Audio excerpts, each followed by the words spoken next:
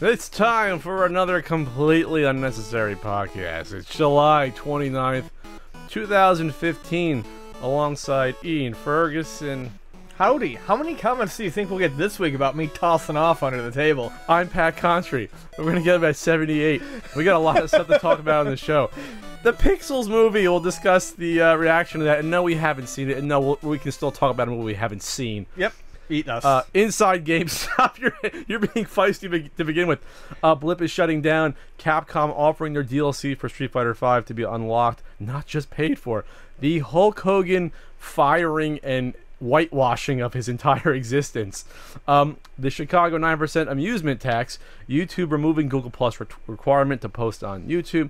China lifting their video game ban. Dragon Quest 11 coming to both 3DS and the PS4 and maybe the NX. Ooh, yeah, crap. A rumor for a crossover between X-Men and Fantastic Four. Your Q&A. And Ian, what's going on? Well, in Ferguson land. Is it Ville or land this week? It can be either. There we go, scroll. What I would like to do first is make a shout out. A shout out to our friend Garrett. His name is Garrett. Isn't awesome. Garrett. My name is Garrett. Garrett is the lovely person who we were supposed to shout out last week, but instead I shouted out to Steven. You were supposed to shout out. And Steven is, I mean, there's probably a lot of really nice Stevens. So we're going to call this guy Garrett Stevenson from now on. Okay. And I would just like to give his correct first name, because that was what was provided. And I would like to thank Garrett for being a wonderful $200 Patreon donor. So he's a super patron to the patreon.com/pixelsickle. He has a cape. He's got a cape? Yeah. He's got. So thank you for that. So, and then, I just got back from Con Bravo. I'm fucking exhausted. Yes. I almost fell asleep at dinner tonight. I got a haircut. A haircut. I don't see it. It was a week ago. I don't think I got a haircut. I said take it like 1 3/4 inches off. She took like half an inch off. It's one of those things. Yeah, my hair looks good. My hair with the humidity is puffing out like you said, like Ludwig Koopa, and it's coming out, and it's ridiculous. It's happening. I'm not to me Tom too. Cruise. I can't afford haircuts like every 6 days. This is ridiculous. My hair. I'm snapping. I'm exhausted and I'm burnt out.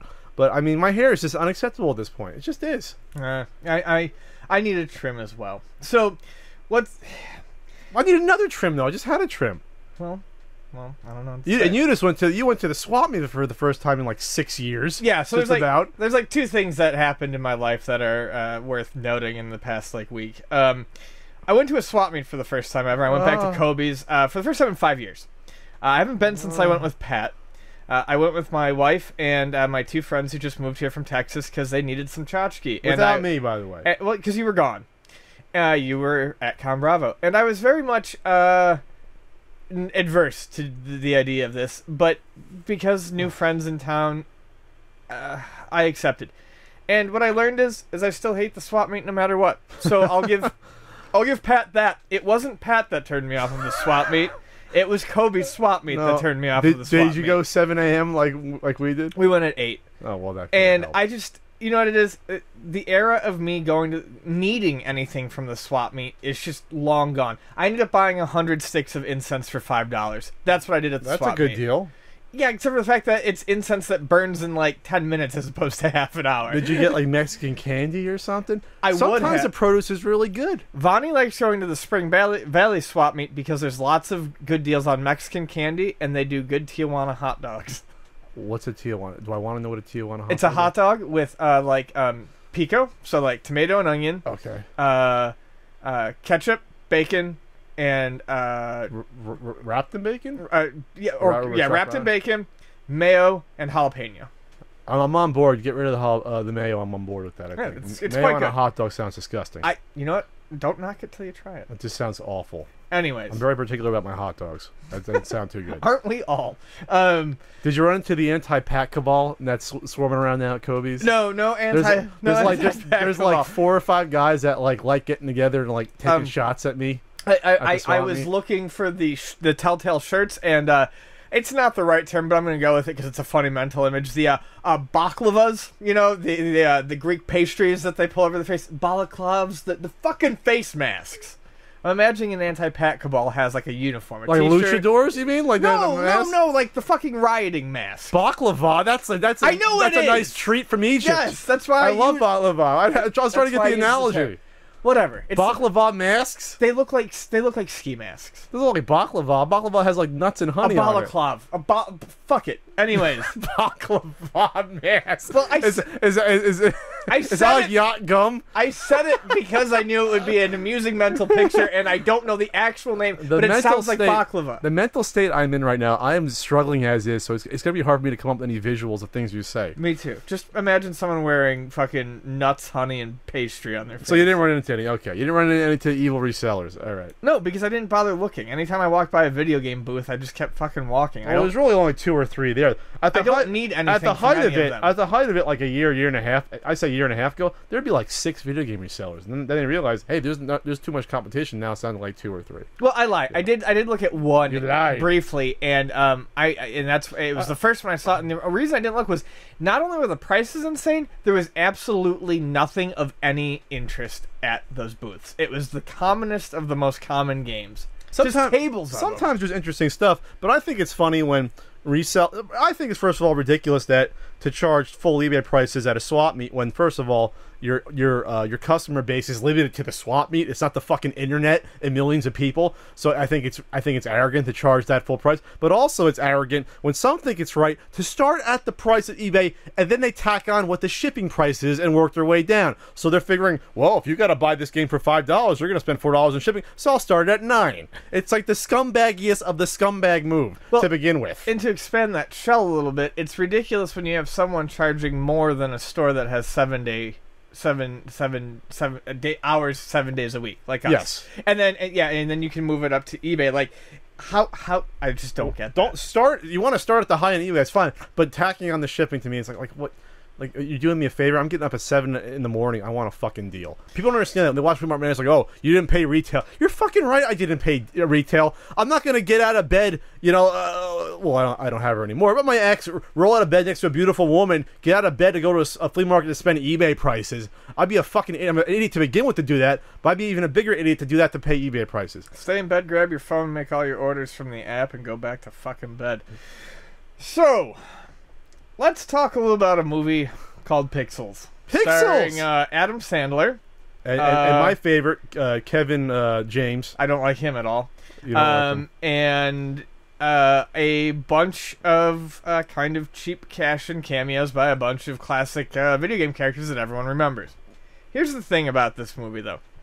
Well, okay. Here's the thing. Okay, let's start. You want to start with the plot or just go into it? The people don't. It's based upon the 2010 short film where aliens, as video games, try to take over the world with mass destruction. Right. They see video games basically, and they look at it as a declaration of war, and they come down. And thereby attack us with our creatures. Yeah. There's some logic there, I guess. But it's bad guys and good guys. Whatever. Yeah. So, Fuck it. it looks fucking awful, and I'm never going to go see it. The visual effects look amazing, by the way. That's one thing. The visual effects, but then again, nowadays that's the easiest thing to do in a movie with a big budget is do visual effects. Maybe if I'm on acid and the sound's muted, but I'm never gonna go see this. In all reality, I'm gonna have to explain myself a little bit here. So there's this particularly harsh review of the film by a fellow named Movie Bob. I'm unaware of him, but apparently he's probably popular. I've met Movie Bob. He does very insightful movie reviews. I've seen one he did on Why Die Hard's a classic. It's like 30 minutes long, and he's done a review that's gone viral, basically tearing this movie to shreds. So I watched it, and he in in between bouts of extreme hyperbole, he makes some valid points based on what I can see, particularly the co-opting of a counterculture's culture for shameless money making, essentially. Mm-hmm. However, a lot of this vitriolic reaction to the movie kind of confounds me because we all knew when it was announced as a movie starring Adam Sandler, starring only the most popular video game characters from the 1980s, that this was going to be shit. Yes. Utter shit. This is... And I know that there's people already fucking loading their guns and pointing them my way. It's different than... I mean, sure, I get hyperbolic about fucking Snyder doing the DC universe. The difference is... You're not a $150 million movie. That's the difference. Well, the other difference is Batman is something that could be a good movie or a bad movie. Okay, you can look at Batman, and it can go either way in the hands of the right person. You look at something like a movie cash-in like this, where it's blatantly a commercial cash-in, you know it's going to be bad, so why are you even bothering? Because it's part of the rage internet culture. Yes. I mean, movie Bob Sure. does good work, but I watched the review, and when literally the first sentence is "I have no words," and then And then proceeds just have 10 minutes worth of words. and then proceed to literally have 15,000 words after that, explaining that you really have words. Let's relax a little bit. Let's just react. Let's take a step back. This isn't the death of video game culture. This isn't the death of the counterculture, video game outlook. The mass appropriation of nerd culture has been happening for over a decade. Yes, and that sucks, but it's not. This is not the pinnacle of it. Walk into a fucking hot topic for the past 15 years, and that's the 25. and that's the misappropriation of geek culture. You know, when you see Harley Quinn T-shirts being sold for $29.99 in the mall, you're saying that's okay, but this isn't all of a sudden. Just stop with the outrage. For God's sake, this isn't the end of the world. It's not like people are going to see this movie in the theater, the masses, and be like, oh, video games suck because it's an Adam Sandler movie. No, they're going to see this movie. If they're not into video games, they're going to forget about what the hell the movie was about 1 week afterwards. I feel like they're not going to associate it with Adam Sandler. They're not going to associate it with the bad movie. Hell, most of the people are going to see this in the theater and be like, oh, it's funny. I see Kubert. My kid might have remembered that from Wreck-It Ralph. There are 3 people that are going to go see this movie. People who are attracted to the eye candy and the obvious pop culture references, and they're probably going to like it. The people who are into video games, who are a bit more open-minded, are perhaps going to go see it, get a couple chuckles out of it, and leave. Mm-hmm. And then there are the people, and I've seen far too many of them, who are going to go and see it specifically to piss themselves off. And this is where it differs. I'm not going to go see Batman v Superman. I'm not going to do it. I might see it. There's people out there who are going to see Pixels specifically to be angry about Pixels and then write about how angry they are about it on the internet. This is a movie where I was out of it. I mean, because now it's like every year Kevin James has to be in movies with Adam Sandler.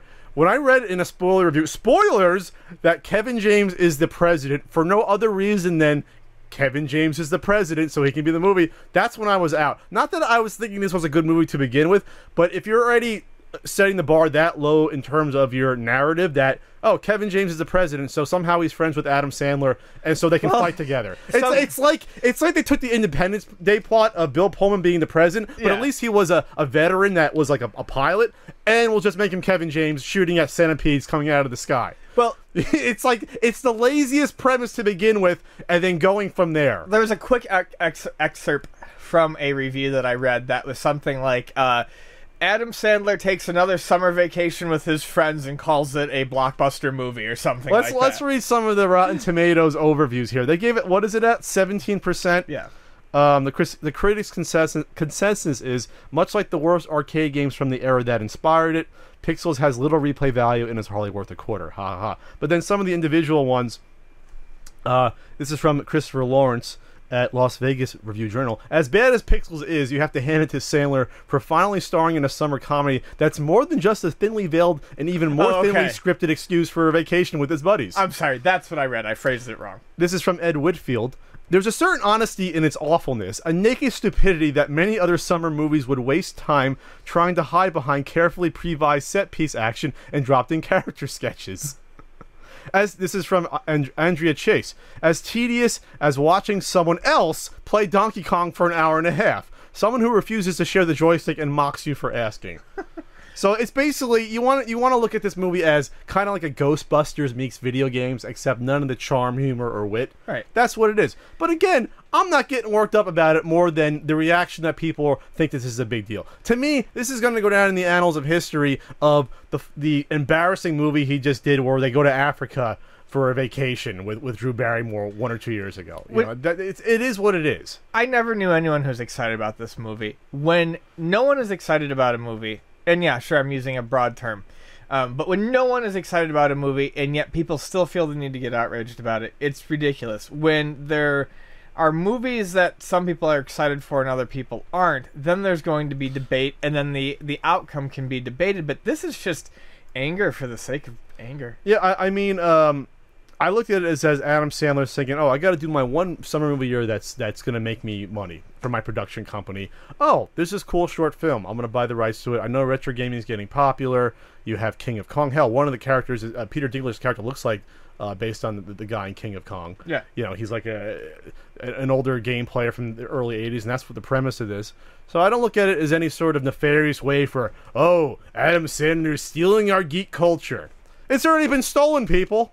It's been stolen far before this. Every time I get an email saying, oh, we have these t-shirts for sale that are just, you know, ripped off concepts from old game designs. I mean, tons of people already making money off of this misappropriation of your culture. It's been happening forever. The moment you could buy an Operation Ivy t-shirt at Spencer's in 1995 was the moment that happened. Every toy guy or comic book seller that got into retro video games because he saw it as a moneymaker, he's already misappropriated the culture and is taking advantage of you. It's already been happening, people. Adam Sandler is no better or worse, and hell, I'd say Adam Sandler was naive to the backlash to this. He probably thought, oh, this is cute, I'm gonna have Pac-Man in my movie. Wreck-It Ralph was big a few years ago. You know, hell, there's Fruit Loops commercials now with Mario on it on TV. We're at the point now that this is like the Beatles to our generation. It's like, oh, I'm going to remember this when I'm 20 years later, and it's going to give me fuzzy memories. So whatever. Just stop with the fucking fake outrage, for God's sake. Just don't see the movie. Don't see it, and he won't try to make a bad movie like this again, hopefully, right? In theory? I don't know. That doesn't actually work. Okay. Zack Snyder's still making films. What do you guys are hypocrites because you go up on... Shut up. So, speaking of the video games, speaking of the video games, fairly interesting, quick, but a fairly interesting look into the retro game program that GameStop is doing, program, and their restoration, the restoration of what they do, and you know they show pictures of it, and it's. We're talking about the warehouse this gets sent to. Yeah, where things get sent to. They send the games when they're traded into still the New York and Alabama / Louisiana locations. They get sent to a place, they get cleaned, they get tested, they freaking Windex them and clean the labels and shit. So, in it, he talks about like all these things they do for cleaning, and I wish I had a 20-person team to take apart all our cartridges, clean the hand crap out of the crevices of controllers. I mean, we do all this, but I would love to have the team to do it.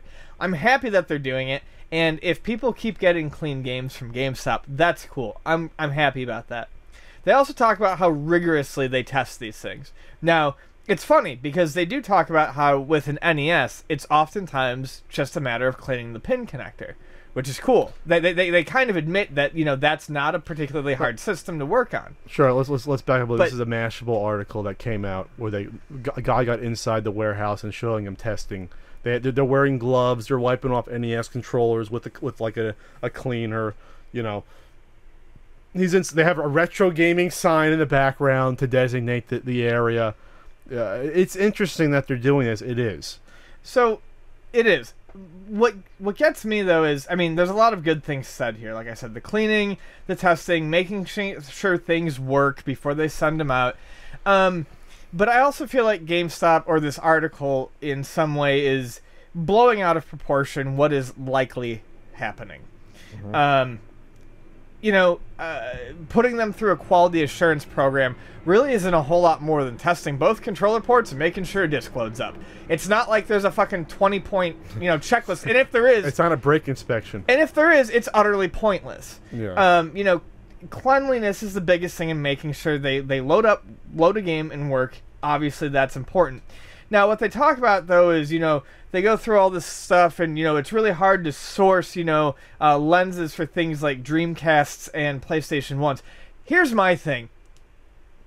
I kind of find, and someone can prove me wrong, but I feel like that's a bullshit statement to make it sound like they're doing more than they are, because by the time you source lenses and pay someone to restore the system, if you're charging a reasonable amount for that system, you're not making that much money off it. It's the reason why we don't repair PlayStations and Dreamcasts, because once you put the man hours and parts into it, you're no longer making any profit. Well, that's what I was going to argue from the beginning about. They gotta pay these 20 people. Yes. And they gotta pay for the shipping to the warehouse from the various locations, and then pay to ship them from there. The costs have to be passed on at some point. If not during the pilot, they're going to have to be, or else they know this is a failure already and are just using this as a loss leader to get people to the website to buy new games. It still doesn't make any sense. So I've had people tweet saying, "Oh, my Ninja Gaiden's clean." One person did get a Namco, a Pac-Man instead of the Tengen. I'm like, that's cool, but I still don't see overall how this is going to be successful. Tweets about them being clean, and I'm happy for that. But it's not like we ever said you were going to get carts that looked like they were dragged through the mud. No one knew what to expect. I just still think the prices will still be competitive in the long run because of that. I don't necessarily think they will.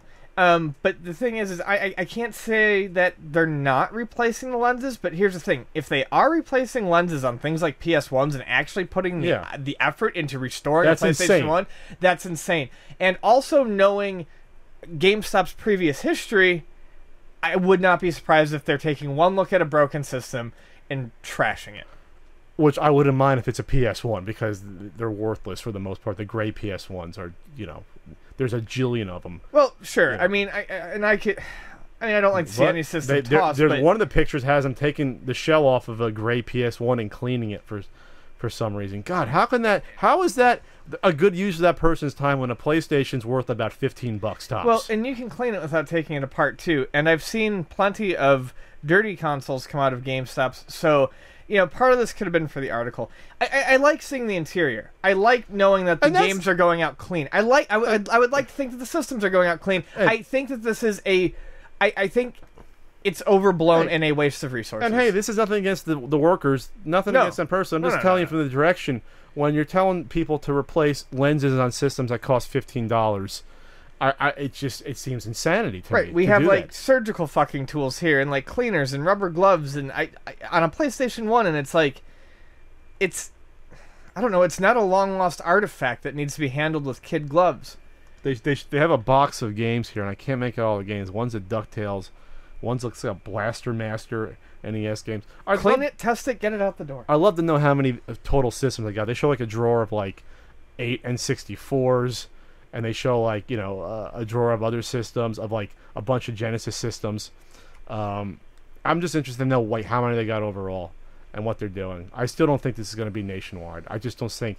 I mean, if they have 20 people now handling the inflow from 2 test markets, multiply that times 50, and you're going to tell me you're going to hire 100 people to keep up with the constant influx, and then the prices will dramatically skyrocket for everything. Well, that's what I said too when we discussed this largely at mostly at the podcast guide and at Too Many Games, but yeah, I don't see these prices holding. These prices came out and people are like, "Oh, these are pretty decent," but when things are selling out that quickly, or when things were never in stock, they're going to go up, whether it's because they're trying to give people less money for something that they're going to sell for more money than stated later, or because costs are going to get handed down, like you said. I don't see this being good for their prices in the long run, if they even make it in the long run. So, I think it's cool if they're doing good work. These people, again, nothing against these individuals, are getting paid. They're saying, hey, put on your surgical gloves. No, that's good stuff. Have your tool. They had a whole tool layout of all their tools, so they're prepared to do this work. I'm happy that clean stuff is going out and that it's working. Yeah, I'm glad. That's great. I'm glad so far people aren't getting screwed with stuff that doesn't work or is crap. I just don't think that this supposed attention to detail is warranted. Is worth it or necessary. Sure. Well, no one's getting a cockroach-filled system, though, thankfully. Like the one I bought at the swap meet one time. I just tossed in the dumpster. So this is something that I saw coming a couple years ago. This is more internet news, which we cover from time to time.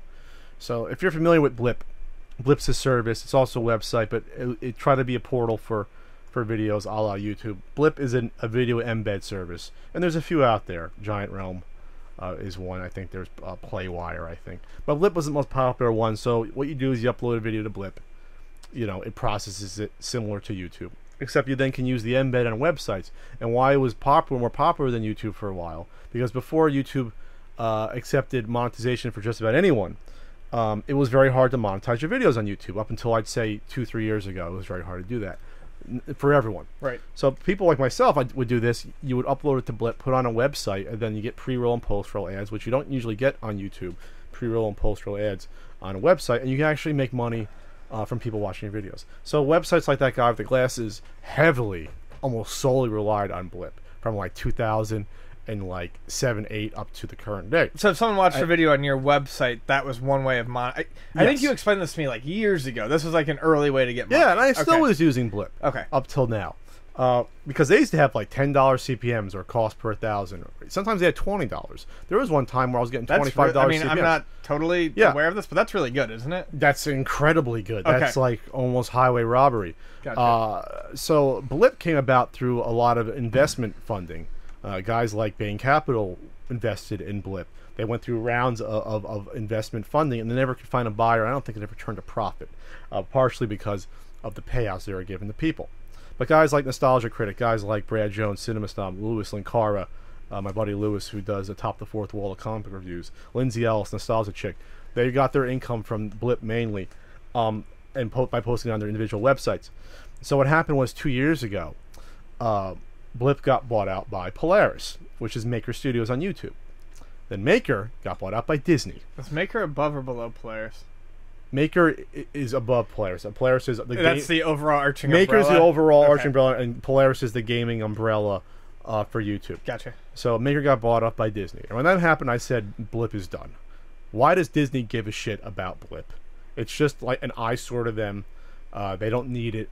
Hell, people are infringing copyright on their material using Blip. And unfortunately or fortunately, whatever stance you are, the reason a lot of these people use Blip is because a lot of people on the guy with glasses do movie quote-unquote reviews that are half hour, 45 minutes long, and show tons of movie footage. And you can't get away with that on YouTube. So Blip was the Wild West. You can get away with a lot more. Blip was sort of blind-eyed copyright infringement and do whatever you want. So Blip just announced they're shutting down on August 20th. So people are scrambling for an alternative. What am I going to do? How am I going to make money on Blip? And like I said, there are alternatives out there. Screenwave Player on the Screenwave Network, Playwire, Giant Weld. I'm sure there's one that's going to try to come in and take its place. But for some of these guys, they're going to be screwed because they're not going to get the same sort of payouts. They can't go to YouTube and post things. They're going to get auto-flagged for copyright. Whether strikes are taken down, you can't put up a lot of times more than like 30 seconds of movie footage, and it's automatically flagged. There's just no way around it. So some of these guys are unfortunately screwed. They don't have a backup plan. Some maybe do have a backup plan. Some people, though, are maybe looking at Patreon, so they can still use a player, an alternative, or upload to like, I don't know, Metacafe or Dailymotion. Those ones are still the Wild West. So basically return to the website model where they put their videos up there, and then they use a Patreon to recoup what they would get. So there's alternatives here, but it's not unfortunate, but it's sort of the end of the era where YouTube's now again consolidated as the dominant sort of force for the online media, where these embed services tried and failed. They had to go at it. Hell, there was a time where I didn't post my videos brand new to YouTube for a time period, because Blip was just paying me out and YouTube wasn't paying anything, unfortunately. So you're plugging in finally to the laptop. No, the browser went away for no reason. Oh, well. Anyways, it's the end of the era for Blip, and hopefully these content creators sort of find their footing, get back into it. But they're not going to be. A lot of these guys aren't going to be able to, make fun of movies on YouTube. It's just not going to work. Well, that's sadder than I thought it was going to be. I didn't really understand the whole Blip situation. Now I do, and it's too late. Well, you can tell that a website's on its way out when they hadn't updated their front page in almost a year. Well, yeah, I think someone had retweeted something from Blip, and like I had clicked on it to try to figure out a little bit more about it, and it was like they had made a tweet, and their last tweet was like honestly from mid 2014. Yeah, that's a bad sign. Yeah, it's also a bad sign when people say they hadn't getting paid. I don't check it anymore because honestly, near the end, I was getting maybe $15-20 a month from Blip at most. It wasn't that much. It's a couple burritos though. That's like 3.5 burritos. 3.5. Good burritos. You got to look at your money in terms of your burritos, man. One way to look at it, Ian, in sunny Southern California. So, Capcom announced something that I was very excited about, and now, looking at an update, I'm a little less excited about it. But anyways, it's a step in the right direction. So, Capcom has announced that all Street Fighter V gameplay DLC, that word wasn't there before, it was all Street Fighter V DLC will be free if you're willing to play enough. Willing to play enough, they say. My god, that's like the old days where you unlocked something by being fucking good at a game. Let's unlock the ending. So, this is actually, you know, I shouldn't be as happy about this as I am, because this was how video games were played up until the PS3 and the 360 era, where it was easy to charge people through an online store for additional features. So, what they're saying now is all gameplay DLC will be free if you're willing to play enough, which means, in my mind, that things like characters will be free if you're willing to unlock them. You know, update patches are obviously going to be free. You're not going to have to pay for the balance updates like you did with Standard Street Fighter, Super, Ultra, and 2012 Arcade Edition. And this is all really, really good news. Basically, one disc should, more or less, if you're going to be good enough to play Street Fighter, and if you're going to get really into it, to buy all the to the point where you would have bought the versions anyways, you're going to be good enough to unlock this content. That's great news. Sadly, they have asterisked this news since I read it, and it's gameplay, which means that, unfortunately, some of my favorite shit to unlock in fighting games will probably still be nickel and dimed, like costumes, sprite swaps, alternate outfits, colors, stuff like that. Which, honestly, I love that stuff. I love unlocking that stuff, and I was really hoping they were going to go back to not charging me the price of a burrito to unlock you know, a weird costume for Dan. Is that our new currency this week on the podcast? I usually use burritos and gumballs as currency. All right, Carnitas burritos the currency this week. I think it's a good decision, especially for the characters, because it always bothered me for DLC to be for characters, because to me in a fighting game, a character is an integral part of the game. And you don't want to split your fan base. You don't want to split your fan base. You don't want a guy to not be able to face or practice as a character, then face him online. It's totally unfair at that point. You want right, because you make a good point. It's not always about playing the character. Thank you, Ian. It's about but I'm saying it's about being able to defend against the character. Yes, it'd be like having to buy DLC for a boss character in a Contra game. You know, it's just like ridiculous. You know, I don't face the squid guy. You know, on the waterfall level. You know, no, that's a part of the game. To pay for that is bullshit. You want to be dumb and pay your $2.99 to get a blue Ryu outfit or an orange one? Feel free. I don't mind if Capcom's doing that. They want to get paid that way. That's fine. They're still going to put out their 75 freaking versions every year until Street Fighter 6 in 2022. Yes, but that's the point. That's what they're saying. They're not going to do that? And no, instead of doing more, that's the whole thing. Gameplay DLC instead of additional versions. Now, I'm sure they will. They'll put out a Turbo Championship Edition. Well, this is how I think it'll play out. Once again, if you're willing to play enough. What I think they're implying is they are going to be doing away with the mandatory multiple versions. If you're willing to play enough, you will get all of that update, all of those character updates, all of the balance rosters that come with Super, Turbo, blah, blah, blah editions for free. Now, does that mean that they're not going to release nicely packaged Turbo Super versions for people who are too lazy to play? No, they probably will. So you're saying they'll include Turbo for the first year, but maybe the 1 year in they'll do a version that has all the different costumes as well. They'll re-release it for $50 with the costumes. That's possible, or all the balances, or like I said, all the characters for people who don't want to go through the process of unlocking them or buying them all at once. Yes, they will do these yearly maybe they'll do these yearly Game of the Year edition type deals where the more casual players can just buy it. But this is still a start in the right direction. I mean, they even stated, I think somewhere in this article, that one disc will be enough to carry you through Street Fighter V until 6, as long as you're willing to play to unlock.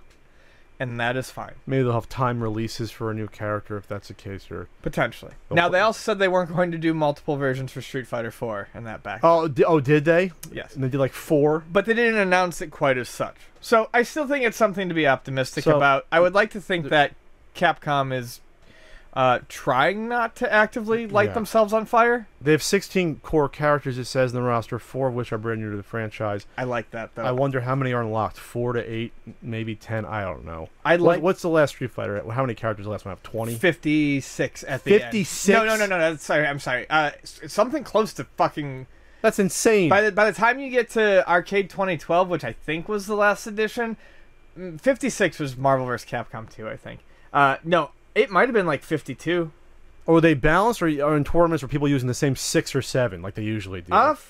From what I understand, it was actually fairly surprisingly well balanced. Jesus God. But that's that's also what happens when you do 4 different iterations. And They'll add 10 more guys to each and one. multiple patches to balance it out. For God's sake. I should get into one of these and get into the competitive scene and just try my luck. I'll get a PS4. Oh, it's on PC too. Oh, when is it coming to Xbox One? Is it? Oh, it's not coming to Xbox One. That's Nope, right. it is an exclusive. That's to the right. PlayStation 4, Oh, and they're getting paid. That's why they misnomer, can. That's why they can afford it. Sony's paying them. Yeah, they're making up for the DLC. Sure. This I'll just touch on briefly. The city of Chicago is doing some weird things. The so non-corrupt city of Chicago is doing what? They're charging a 9% amusement tax on services such as any streaming service, such as Netflix, Spotify, Hulu, Xbox Live, and PlayStation Network.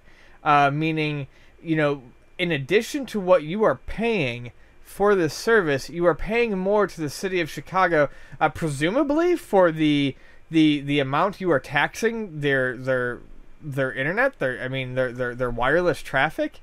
I find that fairly fucking despicable, and I like Chicago, but fairly despicable. That's fucking awful, dude. That's sort of the same thing. I talked about me renewing my California car insurance, and there was a line item for like the fact that I'm paying 6 months at a time. Mm-hmm. It was just a generic 84-cent California tax, just because. Oh yeah. I was just like, what the fuck?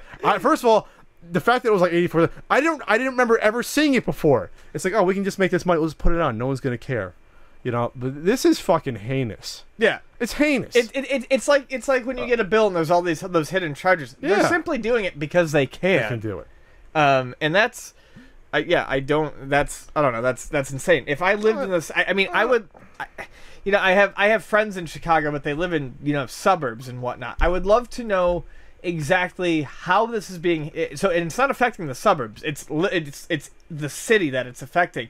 I would love to know from someone who's in the city, if you're listening, put it in the comments. Like, what are people doing? I mean, are there people who are actively pissed trying to get something done about this? Because I sure as shit would sign on to what the fuck ever was like trying to get this changed. I'm going to be political for a little bit here, just because the taxes is political. And you can always say, well, this money could be going to education, could be going to infrastructure. I have no problem being taxed if the money is spent competently and you know where it's going. But it's laughable that one of the most corrupt fucking states in the union, with a horrid history of corruption, puts taxes in place like this. Can you go 12 years, Illinois, without one of your governors or senators sent to prison for some sort of extortion of corruption? Do that, and then you could start putting on taxes on whatever you want to do. If you look at the history of corruption in Illinois, it's fucking disgusting how in the past 50 years there's been multiple governors. Almost every other governor has been sent to prison, or starting from de Blasio going back to the 60s, or state senators. You just had Jesse Jackson's son get sent to prison for a couple of years. It's awful. It's absolutely awful. I don't remember if he was even in the state of Chicago, but I'm just throwing that out there. But just look at it. You can look up corruption in Chicago. So there's no sensible reason. It's not like there's a competitive thing going on in Chicago that, well, we have to balance out the competitiveness and charge more for Hulu Plus versus something happening in Chicago, because usually with a tax that can make some sort of sense. There's no Chicago upstart that like a tariff. Brazil tariffs. It's not a tariff. This is just, let's just fuck you in the ass because we can do it. Is what it comes down to. And you can say, well, if I'm paying $9.99 a month for Hulu, whatever, that's only an extra 90 cents a month. Yeah, but then it's about $11.50 a year or whatever, $11.20 a year, times 1.5 million people or 2 million That people. is so many burritos. It's so many burritos, but guess what? That's going to be one corrupt politician's burrito count for that year, because that money's not going to be going anywhere in the state. There That you go. pretty skyline, though. All right. Moving onwards. Okay, so this was good news. I don't think there's a bad way to spin this. I think it was 2013 where Google said, maybe it was 2012. I don't know. I'm tired. I'm sweaty. I have high blood pressure. Oh, we are both moist. We are both moist. My nipples. That Google Plus. Okay. YouTube is removing the Google Plus requirement to, I guess, create accounts Thank fucking God. to post videos and comments on YouTube. So what happened was, over the years, going back to 2005 up to like about 2012, early 2013, you could just create a generic account as long as you had an email address to post on YouTube. And they were grandfathered in once the Google Plus requirement was brought in by Google to post on YouTube. But after that point, you needed to have a Google Plus I avoided account. it for so long, and then eventually one day they just made me. If you had a Google Plus account, you were required to merge it Yeah. with your existing account. So like if I log into mine, I have a Google Plus, and then I have a Pat the NES Punk. Like I have both. Yeah, You know, same. it's weird, and you can switch off between them. It's just weird. So I've never used Google Plus yet. No one has. No, but hold on. I get comments on things. And they show up in my email box, and it's like someone has commented on something you did in Google Plus, and I go, "Well, then I've been hacked because I haven't done anything in Google Plus." And then I look, and it's like anytime, I'm sure there's an option for it, but anytime I've made a standalone comment in a video, it's counted as like a status update on Google Plus. I've never even fucking understood Google Plus. I don't get it. Google Plus was Google's attempt at Facebook. At Facebook. It failed miserably. Sure. Some people, the 2% of you that use it, I'm sure it's fine for you with your circles and whatever else you have going on there. I'm sure you know what's cool? Google Hangouts very cool. Yeah, Google Hangouts That's is awesome. awesome. Yeah. Use that for Super Rift Brothers during that short limited run for that series. But that's all the conversation. But stop it. Get me in trouble. So they released a YouTube blogspot post of all things, saying that comments are super important to the relationship between creators and fans on YouTube. Blah blah blah blah blah. Conversation should be simpler and easier to have on YouTube, and working on that. They're going to improve the ranking system, that reduces the visibility of junk comments. There's going to be more changes. Blah blah blah. Creators told us they like the moderation option on their channels, like reviewing comments before they're posted, blocking certain words, or auto-approving comments from certain fans, which are all options on your YouTube channel all this days. The reason I like this going away is this. You don't like this? No, the reason I do like this going away is this. Okay. I was gonna say there's no fucking reason to not like there's it a good going away. there's a good and a bad to this. The good is that there's sometimes you'll go on YouTube and you'll see someone with a Google Plus comment and you can't reply to it for some weird reason, and that's because on each individual Google Plus account there's an option to allow people basically to have a conversation to reply to it. Oh yeah. So I can't stand when I see either a good or awful comment that I can't reply to because it's just sitting there and there's no reply. Someone got really upset about my camera not being focused during the 50th episode, and they were like, I can't believe he couldn't fucking focus his camera for the 50th episode. That's absurd. Don't other people notice it? So I actually clicked on the channel and just left a comment on the channel. You just went to the channel directly? It's the first time I've ever done that, but yeah, that enrages me too when you can't have the discourse with a person, good or bad. So that's good that's going to be remedied by this, because it's on well, then again, I'm sure you can still use it. However, what having a Google Plus account though did create one extra step though. Whether or not it was an identity, I thought it was less of a way for a person to hide behind a fake identity to post something awful on YouTube. So that's sort of disappearing because you had to have a verified account. Yeah, but I never put anything of any merit on that account. I mean, I put my name on there because I chose to. No, but it was just still an extra step. You couldn't just come up with a fake email address. It had to be a Google email address. I got to that. create a Google Right. Plus Sure, account sure. to use YouTube. That's why I wish there was still some way to keep that. It was in harder to make a dummy account. just a little bit, Sure. just slightly harder. Okay. One extra step, and I did see less spam when there was a Google Plus requirement. I did see, I don't want to say less hard, a little less hard, but then for YouTube, how do you tell how less hard the comments are when there's lots of hard comments to begin with? You know. I really appreciate the 25% of you that aren't hard. It's 35%. That's 33. Well, 33.3% repeating. I tell you, don't look at the comments. The comments are bullshit, as Chris Pratt says. So this is fine. I like the change. I don't mind a company trying something and failing as long as they admit that, hey, we might go backwards. Right. Cool. This is a follow-up to something I believe we talked about briefly Did in we? a previous podcast. I think we did. I certainly followed it back then. Whether we talked about it or not, who knows? Maybe we did. We've done 51 of these fucking things so far, so it's tough to keep track. China is officially lifting the video game ban on consoles and game sales in China that was started in 2000. They did a pilot test. They did a test of this. Pilot test unbanning? Yeah, like they did. Basically, they unbanned for a trial period in 2014. It's just so silly to say that. We're going to Sure. see if this doesn't affect our communist culture. We're going to unban a little bit So here. they unbanned it in 2014 to kind of see what happened, and now they are permanently unbanning video game systems Because now, they see there's a market for tons of money to be made. Now, the thing was, is money was still being made for shops. Shops were still selling stuff on the black market, widely open, even though it was technically illegal. From what I could gather, people weren't getting in trouble for this. But there's some good news to this. One, retailers should have easy access to their goods. Are they going to probably get taxed the hell out of themselves? Are they going to get a ton of taxes from China? Yes, probably. But having open and easy access to the goods they want to sell is going to be a great thing. Two, there should become a China region, essentially, for games, I would think. What this or Asia region, I'm hoping, is what they'll adopt. A more generalized Asian region. Yeah, because there's Japan, there is an Asia region. I'm hoping that China simply becomes part of the Asia region. I don't see why I wouldn't. Yeah. But the reason why is because a lot of these black market stalls would import stuff from wherever they could. So you never knew if you could run, you had to be very careful about making sure you could run this game on X system. This will also eliminate potentially unplayable bootlegs. This is good too.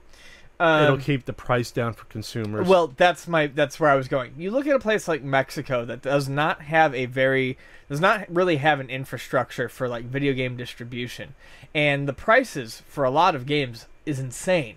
When Vonnie and I go down to visit parents and such, we'll usually spin through a video game store, and like a DS game that's going for 40 here or 35 here is going for like 70 or 80 in Mexico. I imagine that's largely what was happening in China too. During the period of the ban. It's interesting because it's interesting because China can still censor exactly what games are sold. Sure. Okay? Now, Sony is basically all about this. Microsoft has yet to comment, okay? So Sony's all about it. However, Sony has all of these, mature rated games that could potentially get censored. Which means that people will go back to the black market for these games, which means are they going to be able to play them on their legally purchased Chinese systems? What's funny to me is, in this article, Nintendo says they are carefully looking into the market. The fucking... Nintendo doesn't have a goddamn game that would be censored. Nintendo honestly could stand to profit the most from this with the least amount of interference from the Chinese government. It's not political anyway. I mean, who knows? But I just think it's odd that, it's not odd. I just think because it's Nintendo, it's not odd. Well, I just think it's funny because Nintendo's games are the least likely to be censored. Yeah, but you gotta look at it. I mean, it's one thing for Sony to do that, but it's not like Japan and China are great friends. No, I know. So I know. So it might be the sort of thing. Well, we can't come out and say, "Oh, good for our relationship with China." Maybe they're gonna be like, Nintendo is. They're like the cool kid at the party in the corner. Like they're pretending to care, but they're not like whatever. They're too cool for school. It's true. It's true. And I mean, honestly, Sony particularly is going to make their money. Well, Sony's like, we got to make the money no matter what. So hell, let's open it up to wherever we can. And maybe at this point they're probably profiting on PS3 system sales, so they could sell those. They have some first party titles that they can sell, but. A lot of the big titles on that system are third party, so whether they get censored or not does not matter to Sony. I'd love to see if there's like Chinese amiibo knockoffs out there. That'd be hysterical if there were. I mean, maybe. This is good news for everyone. I hope they do a pilot for, not censoring websites and searches. That'd be cool if China did a pilot for free speech. That'd be awesome. Pish posh. We'll see. We'll see that again in 25 years. We're talking just nonsense. So Dragon Quest 11 was officially announced, and the announcement is pretty big for a couple of reasons. One, obviously, because it's the biggest RPG franchise out there. I mean, it's massive in Japan. When a new one gets released, it's basically a holiday. I'm excited because it's my favorite RPG series, even though I haven't really been able to play RPG since high school. And it's being released multi-platform. It's getting released on the PlayStation 4, the 3DS, and the Nintendo NX. Where was it reported about the NX? I believe they mentioned it at the very end of this video. Okay. Anyway, which doesn't necessarily mean it's going to be released at the same time on those consoles. Maybe they figure when it comes out, right, eventually we'll put it on that new console. But what's important here is that Dragon Quest has always come out. A Dragon Quest game has always come out on its initial launch for one system and one system only. Nintendo. And it is them placing all their chips on one system that is going to be the most successful. And a Dragon Quest release for your system is a blessing from the heavens. At least in Japan. People will buy the shit out of your system to play Dragon Quest games. So, it's interesting that they're splitting it. Because the PlayStation 4 is kind of a front-runner console in Japan. I mean, absolutely. There was reports like a month ago that the Xbox One had sold like 144 units in 1 week. Like 1 week, they sold 144 units in the entire country of Japan. So the PS4 thing does not surprise me. The 3DS is kind of surprising, although not entirely, because Japan is moving in a very much mobile direction with their games, phone-wise. However, faster than we are, even. Yes. Oh yeah, absolutely. Well, their phones are always way ahead of ours in terms of technology. But Yuji Horii stated that he wanted this game to be on actual consoles. So the 3DS makes sense as well, because even though Japan is moving incredibly fast to a mobile-only, and by mobile I mean phone, sort of gameplay style, the 3DS is still a huge player, and is still something that is in a lot of people's pockets and bags. So they've decided to split it. And what's interesting is we're not just getting a high-def version and a low-def version of the game. We're getting very interesting versions of the game. You're getting a version for PS4 that's built on the Unreal Engine. You're getting a version for the 3DS, and this is fucking cool. They use two screens. The top screen shows the game in a 3D world. I'm not just talking like 3D graphics, folk. I'm talking first person. No, I'm talking. It looks like any sort of 3D RPG with like actual polygon graphics and all that. Okay. When you use the joystick, the thumbstick, you move around on the top screen and all dialogue appears up there. However, the bottom screen, the entire game is designed to look like a classic 16-bit RPG. Which and is if like you overhead, and if you move with the directional pad, you move around on that screen. It's a neat gimmick. While you move at the top as well. I mean, everything. Yes, everything is related. Everything moves. Everything is but related. You can move one or the other. But you're looking. Yeah, everything is related, and it's all. I mean, you're always going to end up at the same spot when you move. It's like third person 3D, like N64 style, or overhead 16. Yeah, I mean, and it's just it's a gimmick, but it's so cool because the amount of effort that has to go into that is nuts. I'm very excited about this news. Yeah, honestly, it's cool. It's fucking neat as shit. It's really cool. So the other exciting part is the NX thing is not a rumor. They announced it because they also announced that Dragon Quest X would be getting a port to the NX. Dragon Quest X was their online version of Dragon Quest that no one in the United States got to see. People are assuming that it only makes sense that it's getting ported to the NX because it would give them a reason to bring Dragon Quest X over to the to overseas, essentially. By the time Dragon Quest X released in Japan, it didn't make sense for them to bring it over here. This would give the game new life in Western markets. Okay, so two things. Wii U is assed out, it sounds like. It does sound like that, yes. But then again, it's like, well, people are playing on the 3DS anyway. I'm curious to see how this is going to sell on the PS4 versus the 3DS. The other I think it's going to sell, I mean... All right. Equally well. You think equally well? You think it's a game that people want to sit down in front of a TV versus on the go? Like, You know. Well, I mean, you're going to get more of a cinematic RPG experience. I mean, they haven't said much. I'm assuming the story is going to be mostly the same, and the characters are going to be mostly the same. But different. It's just going to be different presentations. Different. Right. It'd be really interesting if they could. And who knows if they will. They could introduce something where because it's a Nintendo system. So if they're confident saying this is going to come out on the NX, and I'm still thinking the NX is not going to come out to 2017, because it hasn't been shown yet, and the Wii U didn't come out until a year and a half after it was shown at E3 2011 originally. So I guess did Nintendo say something to Square Enix like the NX is definitely going to be out in late 2016 or early 2017? Like, I'm very curious about, or are they just assuming like everyone else that it's going to come out first on the 3DS and PS4, and then maybe later in the year it'll come out on, this new Nintendo system. Screw the Wii U, we want this new system to come out because then we can port the PS4 version over to the NX, or something of that nature. I'm not certain because, well, that's a very weird thing to say. We're gonna plan this for a system that no one knows anything about. Sure, but I would take this in mind. Dragon Quest games from announcement to release usually take quite some time. Let's say 2 years. Okay, that's 2 years before the NX comes out. That's actually kind of right where you and I think it would be.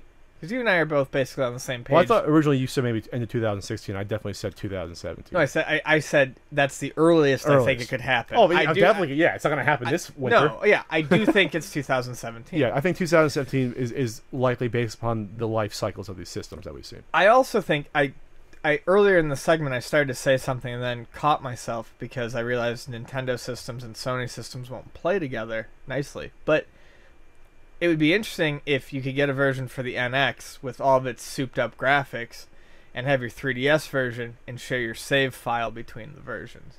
Which would mean that both versions would kind of have to launch at the same time for it to make sense. Your 3DS has a controller on the NX. Yeah. Which some people thought when the Wii U was announced that would be an option. They did use it for some games, like Smash Brothers. You can use it as a controller. Well, maybe then they'll have no problem implementing it better, though. Yeah. Because I don't foresee a need for a new Nintendo handheld console for a while. I don't think anyone has come out and said we need a new, Nintendo handheld. I use my 3DS all the time, and especially with the new 3DS with the second thumbstick now, yeah. I don't look at it and see anything that I want out of it. Like do you really need hopped up graphics that much more on your handheld? No, I'm not playing games on my handheld for graphics. I'm playing them because that's the only time I can fucking play them. So, I think it's cool. Well, NX, I hate. Then again, NX is not any worse than the Wii U if that's the final name for it. Hell, they could have went with freaking Dolphin, and it would have been a better name than Wii U. At least NX does not have W, I, or U in it anywhere, so people cannot confuse it. Yeah, they'd be like, "Oh wow, Nintendo's first new console in 11 years," and they'll be like, "Oh no, they had another one. You just forgot about it." So, I want to touch on this more out of spite and hatred for what's going on. Yeah. What the hell happened to the Ouya? People still have this thing? So, remember the Ouya? The Ouya came out and it was supposed to revolutionize fucking console games. Basically, it was going to be a console you could hook up to your TV, and it is. It is a console. Yeah, I was going to say, it's not like it doesn't exist. It was released. It was released. Huge fucking Kickstarter. You can you hook it up to your TV, and it basically plays Android-based games. So, it was conceivably good for indie developers who needed a low entry system to get a game on and potentially get it into people's homes. Ouya released a initiative called Free the Games that I also believe we talked about very early on, where essentially you could kickstart your game and they would price match you. Basically, they would match your funding on your game. Ouya would. Ouya would, yes. They'll put up the same amount of funding. Until they ran out of $1 million, basically. I think I remember this And they story. would fund you from they would match your funds anywhere from I think it was $5,000 to $250,000. Okay. Okay. And how they did that was, and I'm going from memory here. Basically, you got a chunk when the Kickstarter was done. You got a chunk when you submitted your beta. You got a chunk when it was published, and you got a chunk when the exclusivity period was up. And what would Ouya get out of the investment? Ouya wanted people to develop games for They just the wanted a way to yes. get people in the door. Yes, they wanted games. people to develop incentive. games so people would have a reason to buy the system. Sure. So it's incentive for developers, which would create incentive for buyers. The problem is a lot of these so the winners of these matchings, they went on to make their games expecting this money to come through, and I honestly can't say that they are particularly naive, especially if they receive payments, as they should have, according to the schedule.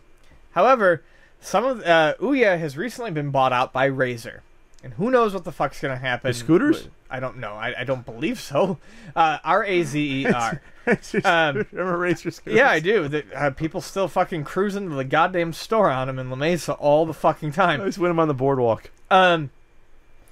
Basically, a lot of these indie developers are being left without the funds to finish anything. I mean, they're in debt. They need to pay their artists. They need to finish off, payments, and they're being left high and dry on chunks of money that they were supposed to get.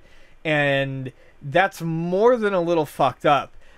Supposedly, well, not supposedly, so far what I've heard is basically Ouya's response is like, not our fucking problem anymore. Sorry, bye, peace. And the issue is Razer is still using the Ouya name. So Ouya, the people who were running it, are like, oh, we're not a company anymore. But the people who transferred are still using the name. So in a sense, Ouya is still backing down. There's a transfer of power, but there's still...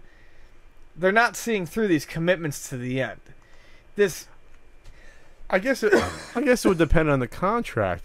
And the contract does state in does it state that it carries over to if there's a change of ownership? No, it says that in the event that something catastrophic happens to Ouya or whatever, that they might not see this money, but still it's disheartening at the very least. Even if it's contractually stated, it's disheartening that these indie developers who put their heart and effort into a game for this system in hopes that they could help it take off are now being boned and left with bills. That is bad. I mean, and that doesn't look good. I mean, what this does is it leaves a bad taste in the mouth for anyone else. It leaves a bad taste in the mouth for consumers and anyone else who wants to try to make an open source system where they're going to try to get indie developers to make games for it to sell it. There's going to be a lot of trepidation for that.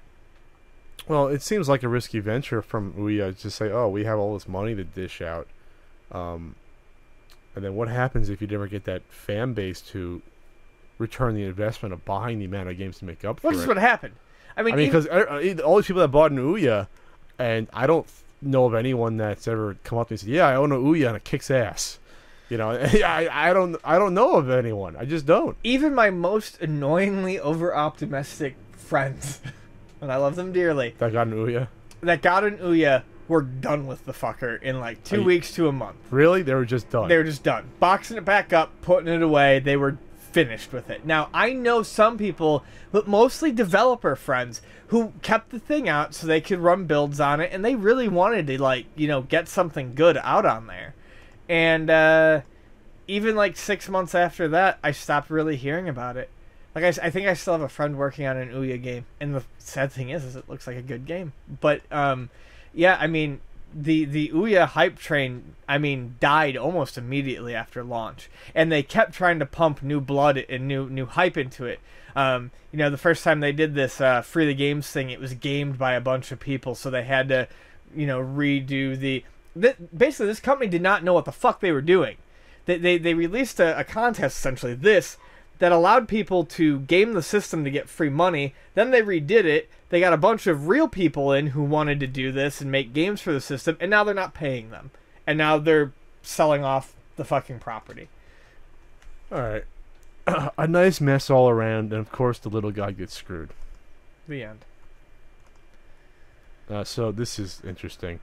By the way, Frank is officially done. I think he was into the Fantastic Four movie for a week. And then when he started to see more and more commercials, he's like, I'm not seeing this. I'm like, thank you, Frank. It looks terrible. I haven't seen any commercials. Like I said, the commercials are almost as if they are glossing over the fact that it's a Marvel superhero movie. You can't even almost tell from the commercials how it's being marketed. Like I said months ago, that's actually after seeing the first couple previews being like, this is fucking awful, to everyone who called me a Marvel fanboy. This movie looks like shit. It was at the point that it stopped looking like they were acknowledging it was a Marvel movie that I personally became interested. But it's interesting, I think, that 20th Century Fox realizes that this is major issues.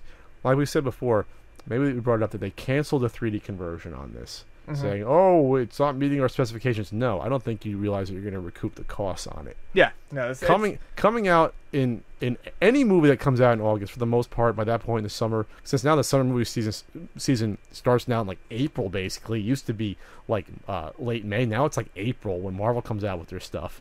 You know, like Winter Soldier last April, that sort of blew it open for, oh, now we can start it up now. Right. You know, like around Easter, we're making millions of dollars. That's a bad sign. It's a bad sign that the marketing's been so low key. It's a bad sign. It already comes out like next week, I think, already. Yeah, I haven't seen anyone on any talk shows for interviews or anything. It's obviously bad that they, you know, the director Josh Trank, they basically sounds like sort of left him off to the side, and the producers themselves were handling reshoots. They told him, please do not appear. Yeah, don't come anywhere. Yeah. Don't come anywhere. Basically, back to this project. Yeah. So, I think it's great for the fact that if this tanks, you might have Marvel Studios going, hey, can we work out a similar deal like we did with good old Spidey and everyone wins? Not that I think that they're going to do it, but it leaves me reasons for pause that I see that they're already talking about a potential X-Men and Fantastic Four crossover in the movie universe, since 20th Century Fox has the rights to both of them. That doesn't particularly excite me. No, it doesn't excite anyone, because the X-Men movies have been pretty well done. Yes. This one looks like to coin your expression or use your expression, horse shit. And yeah. Bryan Singer's teasing it as if anyone wants to freaking see it. It's not like we've had 3 or 4 awesome Fantastic Four movies. It's not like people are really excited about this Fantastic Four movie, because no one is. No, even though I will possibly go see it, I'm not exactly excited. I'm interested in just. Let me put it this way: if Batman v Superman was about a Superman in a banana suit and a Batman that was a literal bat, I mean, that would be kind of what this Fantastic Four movie is, and then I'd go see Batman v Superman. A literal bat. This Fantastic Four movie is so not a Fantastic Four anything that I'm willing to maybe take it on whatever it actually is, but really all a potential X-Men versus Fantastic Four crossover is would be 20th Century Fox desperately trying to save the Fantastic Four franchise, but all that movie would be 4 characters that they have failed to make anyone give a shit about, drag down characters that they have worked very hard to try to get people to give a shit about again, which would be the X-Men. Sure. And it's weird, though, also because with the current X-Men franchise, the next movie is going to be like set in the 80s, so it wouldn't even match up. No. Unless they did a new X-Men, a third basically series of X-Men, going from the originals to now you have the 3 that take place in like the 60s, 70s, and I guess early to mid 80s. And then that doesn't coincide with a modern day Fantastic Four. It's a mess, and you can see why Marvel's like, fuck you for ruining basically the comic that relaunched our entire, company in the 60s. It's the fucking dawn of superhero comics as we know them today. In the Silver Age, yes. Yes. So my hopes are kind of like yours, the way you touched on it. I hope it makes $12 million the opening weekend. I hope Fantastic Four tanks. Which I think it will. Even with my potential $10 or whatever. You better not see it. People would give you so much shit if you see that, not Batman v Superman. I just explained my reasoning. You think it looks like as a non-Fantastic Four movie. It's so fucking out there. I don't see how you separate it from Fantastic Four, though. That's like saying I want to see a Spider-Man movie about a guy that's kind of in a Spider-Man suit, but it is a Spider-Man. But here's the other thing. I don't really give a fuck about the Fantastic Four. Okay. I do give a fuck about Batman and Superman. Okay. Okay, anyways. But you hate DC, though. Yeah, I'm a huge DC hater, despite the fact that my fucking weekly pulls have tons of DC comics in them. This week alone, it's like fucking Batgirl, and last week was Gotham Academy. Anyways. And yeah, I know she uses a fucking sword and a shield, but that's not all she uses, and she looks like a fucking Gladiator reject. American Gladiator. She's Zap. Yeah. Or Gold, or Lace. So, anyway. I can't wait until people just fucking flip their shit and fucking crap their pants all over again. You pants-shitting babies. So, I hope Fantastic Four tanks. I hope that Marvel's like, hey, we can give you some money and save you a little bit of face. gets it, and then Fox realizes all we have left is X-Men, and you know what? Eventually, we're not going to be able to do much more with them unless we incorporate other superheroes. No, I think the X-Men can survive on their own because there's so many mutants. There's like a billion of them that they can. They can, branch but off. to me, especially with the way comics have been going, it's so weird for me to look at X-Men in their own self-contained universe. Does it work? Did I like? It's been working so far. Yes, it has. But what I'm saying is, in the future, I'm hoping that they can use that to get X-Men back into the fold. That'll be Phase 6 when we're both 70 years old. Yeah. You know? Fucking spitting my goddamn peas across the room because finally Marvel's got X-Men back in. You will be shitting your pants. I will be. Literally on the podcast. I will fucking put my head through the roof because a pile of Duke will take me straight through to the top. It'll be a fountain Whoa, stream. we're just going to end on that. So, Pat? Okay. So I wake up. I'm at Con Bravo. I wake up. I'm rooming with my friend Andre Meadows, Black Nerd Comedy. Check him out. Very talented, very nice guy. We wake up. We're going through our phones. I'm half asleep, and Hulk Hogan's trending on Twitter. And usually at this point, if a wrestler is trending when there's no wrestling event going on, that's bad. It could be bad. It's but hey, death. Yeah. Well, I'm thinking, please, Hogan, don't be dead. Don't be like Ultimate Warrior. Don't be like Randy Savage.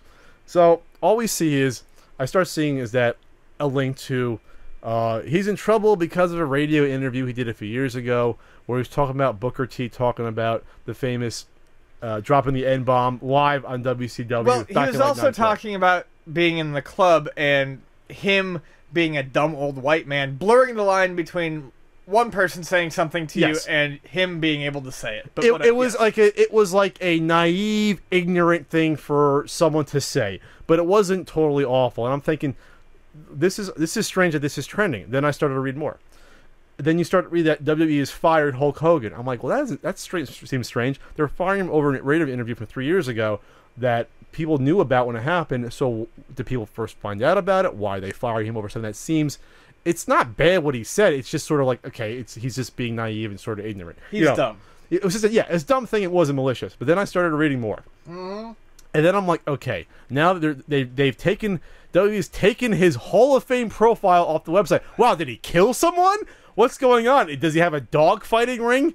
At Venice Beach that we don't know about? So it turns out, and this is one of the reasons why I guess Hogan, besides an invasion of privacy, which it is, he's gone off for Gawker Media for putting clips of the sex tape online.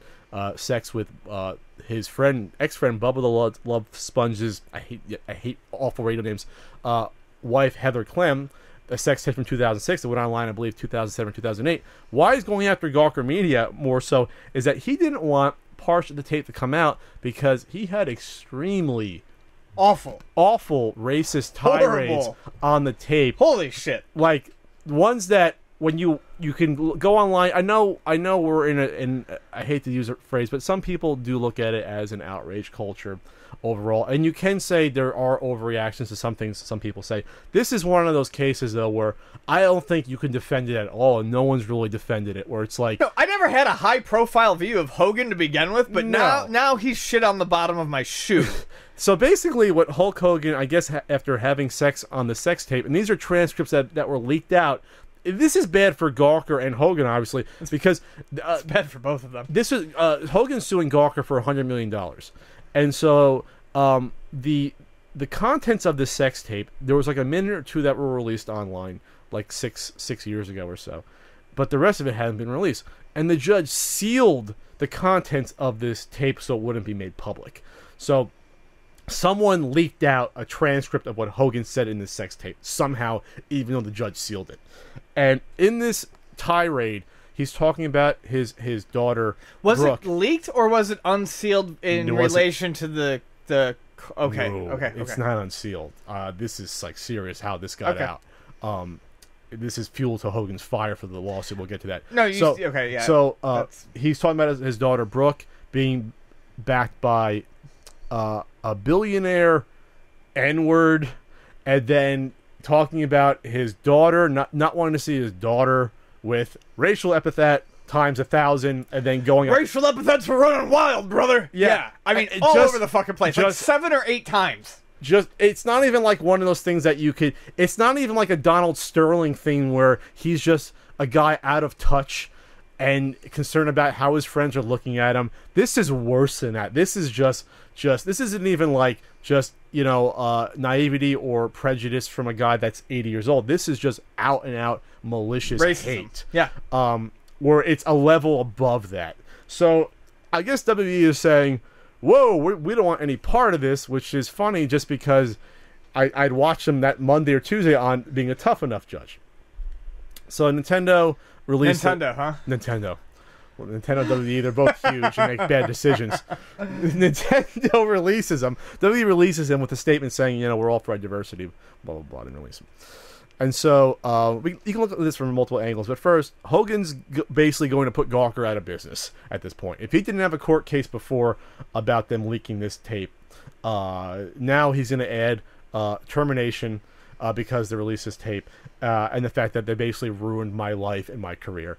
Gawker potentially could be gone, and with that, you have all their several websites, including good old Kotaku, could be wiped off the earth, and that's a real possibility. But that's a whole other conversation.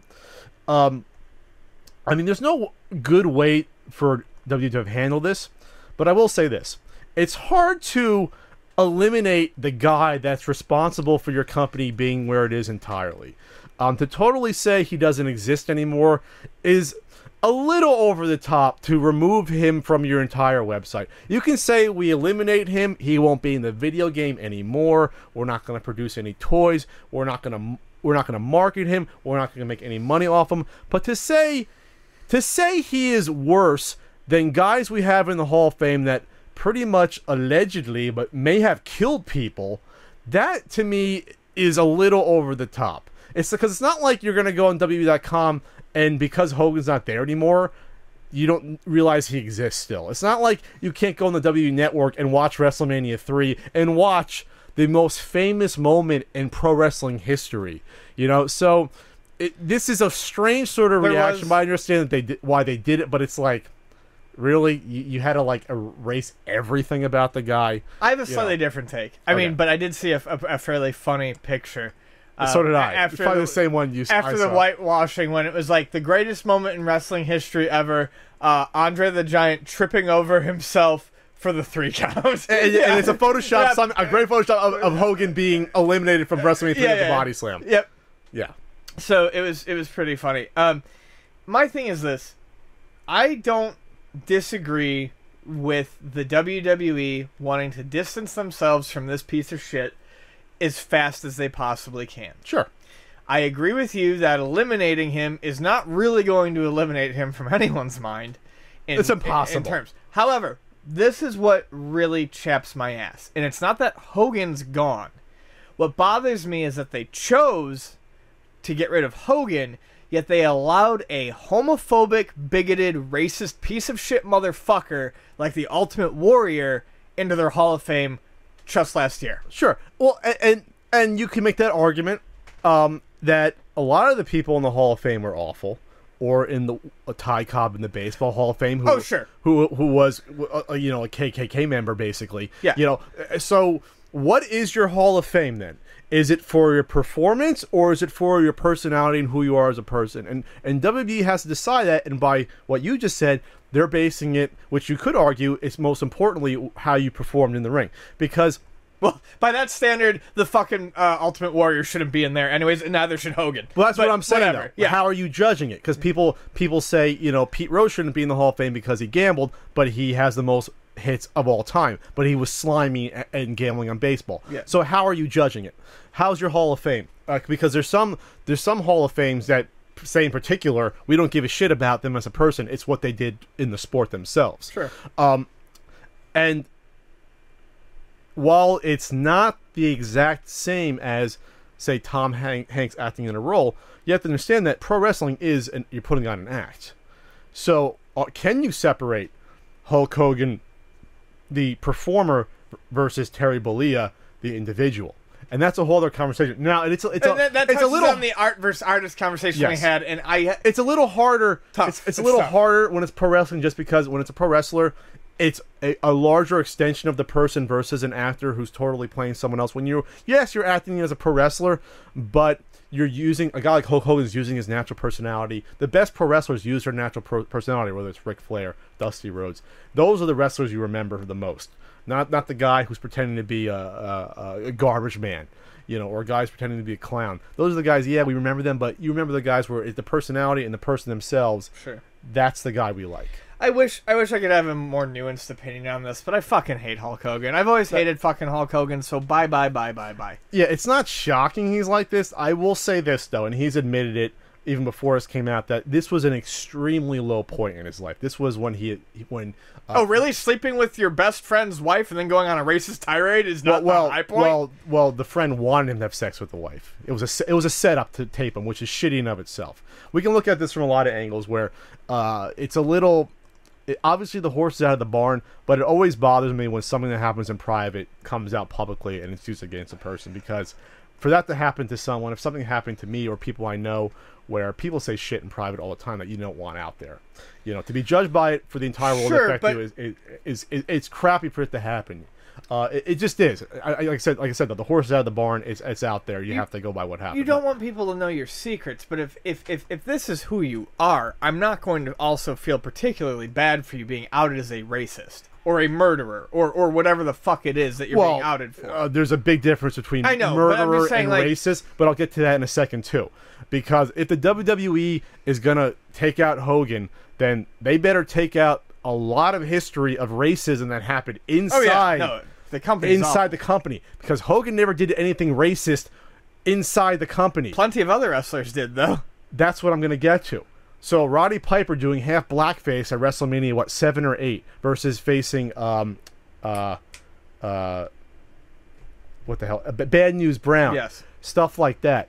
DX going in blackface to make fun of the Nation Domination during the Attitude Era. Or what about the absolutely fantastic and unforgettable... The McMahon? The fucking usage of Sho Funaki and Taka Michinoku and Val Venus, the whole choppy your pee-pee angle from... I mean, who could forget that gold? That's one. That's another one. McMahon dropping the N-bomb live on SmackDown to John Cena. Yeah. And then Booker T looks at him like he didn't just say that. So we're talking, this is racist stuff, again, inside your organization. That's part of your product. What Hogan did was on his own free time. So if you're going to make that judgment against them, you got to make a stronger judgment against what you've done yourself. And I'm not even talking about ethnic caricatures, because that's been a part of wrestling forever, and that's a way to draw heat. You can say it's bad or good, but that goes back to just how wrestling was always marketed. You had your Italian groups that went for the Italian wrestler, your Portuguese groups went for your Portuguese wrestlers.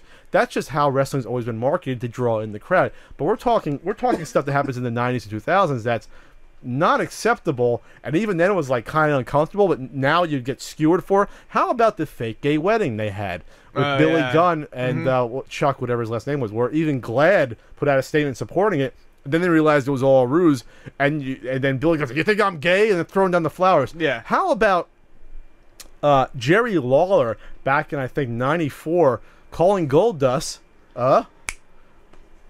homo, sexual, but a worse term. Yeah. Like, this is stuff that happened, again, product on TV. No. So you... Well, so I agree with you there. And this is beyond Hogan. This is no longer a defense. This is no longer... I mean, fuck Hogan. We're all on board with that. This is more of a criticism of the WWE. But I think that what you're saying is true, but I also think that's why they were so quick to burn the bridge. Because they don't do that anymore. Because it's the PG era, and they need to eliminate any remembrance of that stuff as quickly as they can. But which is why I think they went... No, I know they can't. But I think that's why they were so quick to eliminate him as quickly as they possibly could. I'm not saying that it atones for the sins of their past, and I'm not saying it's going to work in the way they want it to, but that's why they did it. I'll just go back to real quick about when this was going on with Hogan. Like he has admitted during this time that he was suicidal. And this isn't excusing him, but this was a pretty shitty point for him in his life. So it's something that happened 9 years ago. Well, that would have been when he was breaking up with his wife, right? Probably around there. I'm not sure when his son hit the guy. That's why Hogan's a piece of trash too, because after his son Nick, paralyze someone in an accident. There's conversations that came out where they were talking about, oh, when I get out of prison, Dad, you can get me on a reality show to talk about this, right? And we're like, oh yeah, you can. That to me is gross, fucking disgusting. And I think it was a veteran too that was paralyzed. It was just terrible. The whole thing was just reading that. Terrible. Nothing you ever hear about Hogan outside. No, the fucking he's a ring disgusting individual. Yeah. So again, this doesn't surprise me. But again, going back to other stuff that's happened in WWE, the firing of Del Rio. What was it, earlier this year or last year, after he slapped a guy who said something allegedly racist against Latinos, and then Del Rio slapped him, then got fired for that.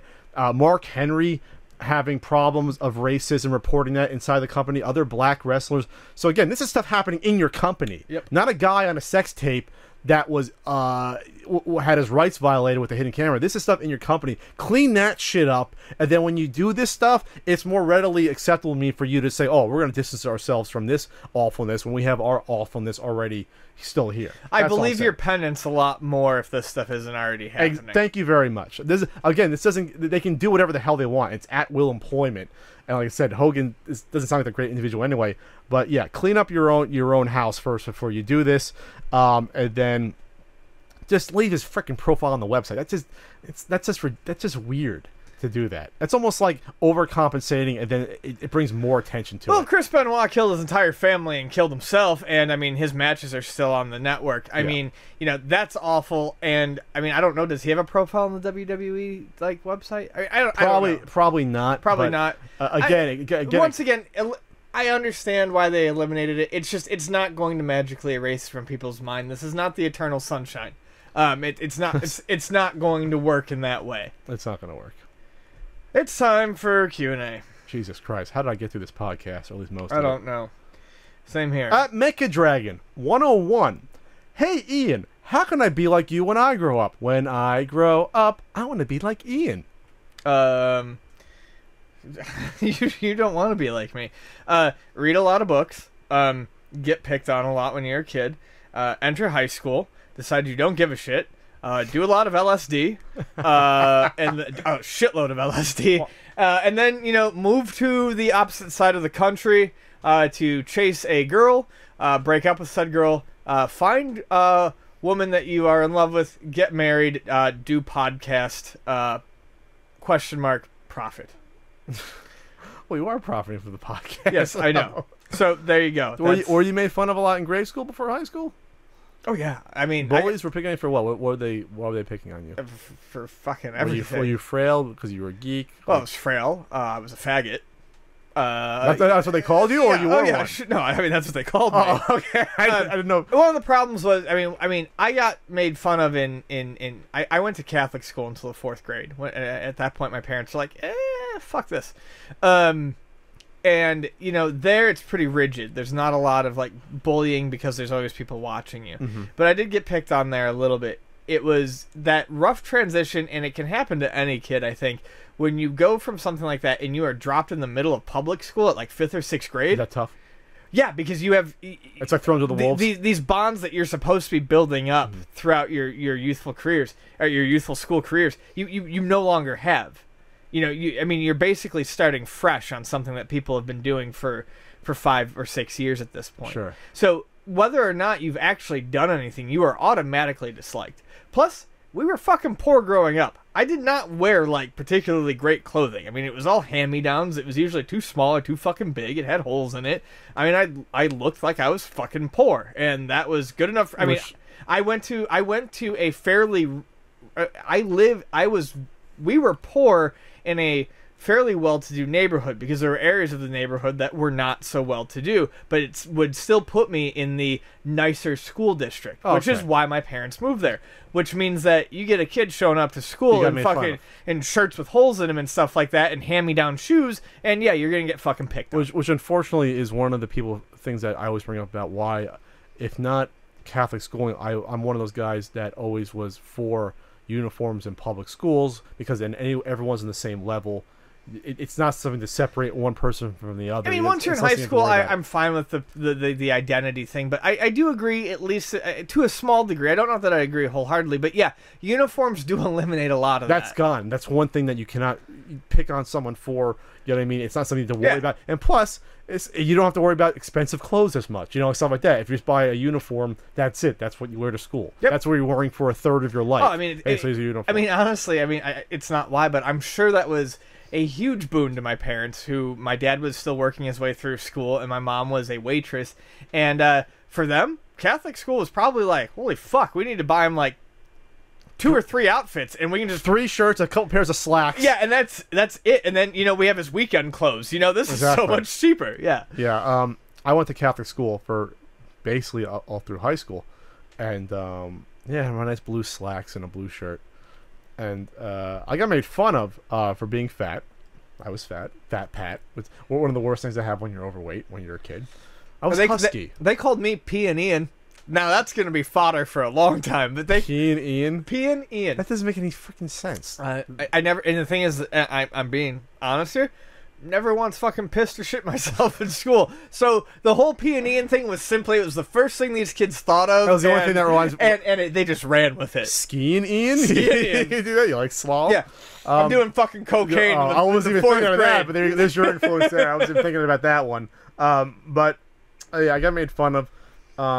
I fought back against bullies, though. I unfortunately fought a kid in 8th grade that used to be a friend, wasn't a bully, but after that, the bullies sort of realized I could take him out because all my rage came out. Unfortunately, all my rage came out on the wrong kid in 8th grade. Well, that's how I was able to do a lot of acid in high school. I got into all my fights in middle school and one in early high school, and eventually, and I had a lot of like skateboarder friends who were like a grade or 2 higher than me, who just were like, don't mess with them. No. And then I basically got to tell the rest of the world to fuck off for 2 years and just went and did my own thing. The unfortunate thing about this is a whole conversation is that it was my Catholic high school. You went to Catholic high school? I did too. That's all. Okay. We didn't be a whole other topic, but it is because there was a decided lack of discipline that I didn't like. That a lot of the teachers turned a blind eye to. I wasn't bullied a lot, but other kids were pushing the lockers and stuff. And they didn't get in trouble for the little stuff. They get in trouble, obviously, if you got invited, but the little shit, there should have been zero tolerance on. There wasn't. That's a whole other conversation. That is annoying, because like at least on the elementary level in my school, in elementary school, no one fucked around. Oh, when I got into my fight in 8th grade, I was suspended for 3 days. That was a huge deal. Yeah, and I had never gotten into trouble before. Then again, I beat up the kid in front of literally half the school at lunch. But that's a whole other conversation. But the lack of discipline in the high school was annoying to me because I figured I'm not that worse off if I went to public high school, and at least I. What are you smiling? Well, I just think it's funny that this "Hey Ian, how can I be like you when I grew up?" question has spawned perhaps a longer discussion than any of our previous topics, simply by way of just trains derailing. It's not a derailing. It's a. I can talk for an hour about my high school experience. So can I. High school was one of the worst periods of my life. But we can talk about that another time. Yeah, it was good for me starting junior year. It wasn't good for me. That was drugs. It wasn't good for me. It got worse. My senior year was terrible. Anyway, at BLH_Productions, thoughts on the realistic female video game characters and the realism versus fantasy debate. Let me take this if I can. Well, you can start it. Let me start this. We might agree on this. I think we might agree on this. I'm going to say there's a 75% chance we might agree on this. This is how I look at it. SJW, whatever. There's nothing to do with that. No, well, to a degree it does. Okay, it does a little bit, but go. So me first. Here's my thing. I am glad that women are being portrayed more realistically in games. Absolutely. Especially on these mainstream games, these mainstream RPGs, these Tomb Raiders, these things like that. They are no longer being marketed to teenage boys that need pandering. They are being portrayed more realistically, with more realistic personalities, and this is great. However, as a person who plays the Senran Kagura series of games, which is incredibly large-boobed ninjas action games, anime style. How dare you? Ian? I am not adverse to the whole fantasy aspect of it, but I do think that especially, but this is the thing. That's a niche market of games. Okay, it's over the top, it's cutesy, and there's a lot of boob jiggling. And there's a place for that. Just like they can do something like that with dudes, and I'm fine. You can over glorify. I mean, there's an anime based on swimmers where like all the dudes are like, you know, drawn fucking, you know, buff as shit and sleek, and girls love it, and that's fine. Big packages. Just like, you know, 6-packs and whatnot, and that's totally fine. Like, ogle what you want to, but I think that for video games to kind of get a mainstream respect, these mainstream games need to stop with things like fucking exposed midriffs and fucking boob armor and shit like that. Stuff that makes zero fucking sense. So I'm very happy that in the realm of more broadly accepted games, everyone, anything, women especially, are being portrayed less as sex objects and more as characters in a story who are dressing appropriately and filling their roles as they would in real life. I think the story and context of the game is everything. Sure. I think it's silly to have an outrage over something like DOA volleyball when it is what it is. It's big boob girls playing volleyball, and that's your experience. Right. It's a fantasy. It's like softcore porn. That's what it is. That's what Senran Kagura is. As you get beat up, you lose clothes until you're in a swimsuit. And it's not pretending to be something it's not. There's a difference between that and then having a serious game, and then all your male characters are serious, and then all of a sudden all your female characters are half naked. Are half naked, eye candy, stupid characters. So then what you're doing then is mixing the message and then throwing any sort of structural integrity of the story and characters out the window. That to me is entirely different, and that's when I think it is justified to have a debate about a character being misrepresented. Yeah, that's with the movies or anything else. That's valid, but you cannot say this game is sexist. This game is wrong just because on the surface there's a scantily clad female. There's more than that. It's the context of the entertainment. Yes, you cannot blanket statement all of these games. There is a time and a place for fantasy and for cheesecake, which is what I call it. You call it cheesecake. You call it softcore porn, I call it cheesecake. There's a time and a place for that, and that's okay for both men and women. But like you said, when it's a more serious role, you need these characters to be portrayed seriously. Yeah, if you're portraying the men one way, it's only fair to have the women portrayed the same way. Yeah. That to me is totally valid, and to me that's more interesting. I don't want to play a story where all the females are one-dimensional or just, you know, tits and ass. Again, because it's not fucking real life. Again, unless that's what the world is. If that's the Duke Nukem world, that's fine. The whole world is ridiculous. See, now Duke Nukem, Duke Nukem is something that I would disagree with you on. I feel like Duke Nukem is a bit misogynistic to the point of Duke Nukem wants to be taken as something more seriously than it is. No, it doesn't. That's a send-off of 80s action movie tropes. No, it's a piece of shit that cashed in on boobs and ripping off quotes from other people. See, that's where I think that's so obviously over the top, where I think that's where it's just... To me... It's an 80s movie. Okay. He looks like Arnold Schwarzenegger, the character. We're on the same page but different paragraphs. To me, Senran Kagura is so over the top that you cannot take it as something else. Dead or Alive Beach Volleyball... You think some people can take Duke Nukem as seriously, therefore... Not necessarily seriously, but I see it as... Is it straddling a line? It's a line. It's almost more mean-spirited. I believe the portrayal is almost more mean-spirited. Okay. I see what you're saying there. When you have, I guess, the female aliens, when the nude females, and then they get turned into aliens and you kill them and stuff like that, that's to you a little bit too much. That's too much. Okay, I agree with that. That's a little bit too weird. But all right, that's fine. Like I said, it all comes down to the context. I have no problem. I think it's great that there's stuff like Magic Mike out there for women to see. Sure. It's fantastic. No, and that's the thing. I feel like a lot of this debate wouldn't occur if there were more people who would go out there and make the similar thing, make a similar thing for women. And I'm all for it. Everyone, dude, porn exists for a reason, and you don't always need hardcore porn, but sometimes it's nice to just look at boobs. Sometimes girls just want to look at muscle or their ideal version of a guy, and that's okay to be put into game form. There's nothing wrong with that. Magic Mike coming to 3DS? Boners in your face, ladies and gentlemen. All right, onwards. I should also say ladies and men. It's not like just ladies want to see dick. Anyways, Okay. and not just men want to see boobs. It depends on your persuasion. Well, I'm a beer deep. I got to make sure I cover the bases because that would be wrong. We can otherwise. admire the male form. I'm totally 100% okay with judging a dude's attractiveness, and I don't feel bad about it. I don't either. Why not? Moving on. At C. Charles Reed, do you foresee demand for Famicom and Super Famicom games rising as NES, Super Nintendo games become prohibitively expensive? I'm going to say blanketly no. Yeah. Okay, go. You go. Okay. For a few reasons. One, half the games you won't be able to play in that form if they're RPGs, expensive RPGs. Good luck translating that Super Famicom game. Or even, hell, some of the basic stuff in the Super Mario 3, Famicom version. There's a lot of text in there. That's one of them. Two, it's a familiarity, and I think there's sort of this, I don't want to say aversion to getting popular games that are foreign, but it doesn't have the same feeling. That's all I'm going to say. If you look at the prices right now for Super Famicom games for popular titles, they're not really competitive in terms of, a lot of times they're a lot cheaper. You go out and get a Super Mario Kart for Super Famicom or Super Metroid, it's not expensive at all. People aren't really into that at this point.